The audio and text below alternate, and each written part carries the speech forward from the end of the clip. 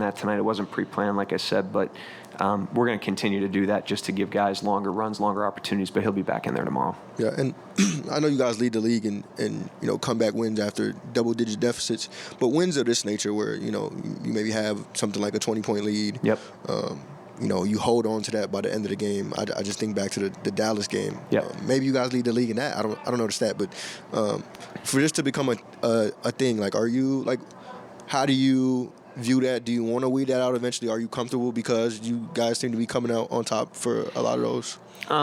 In 82 games, you're just going to get such a diverse sample of things, and you're going to have to play a lot of different types of games. You're going to play with leads. You're going to play from behind. We'd like to play with leads as much as possible, and we'd like to hold leads as much as possible. We've done a good job of that this year, I think. I don't think we've really given up leads of that nature the way that we did tonight. But you have to be able to handle a lot of different situations in competition, and I thought our guys just showed great toughness and poise in a pretty hostile environment against a very sharp opponent that had a lot of momentum.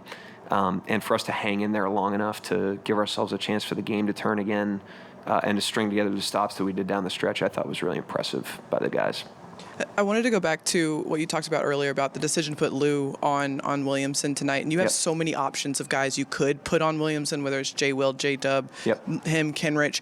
What does that say about this group that there are just so many guys that you could employ and make those sort of decisions out there on the floor? Yeah, again, we want to expand our options always. We don't want to be a team that's limiting our own options. We want to be a team that expands them. And sometimes, like I said, in the exploration of that, we're going to trip on some stuff that's really good, and we're gonna trip on some stuff that doesn't work. But we're gonna learn in the process. We're gonna expand our team's capacity in the process. We've found that making adjustments late in games, it's a hard time for teams to adapt. And if we can be the more adaptive team in those situations, we think there's an advantage there. They had a little bit of a rhythm attacking us with the matchups as they were, and so we flipped the matchup, and I thought it bought us, a couple possessions there. They had a hard time calibrating to it, I thought, and it's a credit to our guys and their adaptability.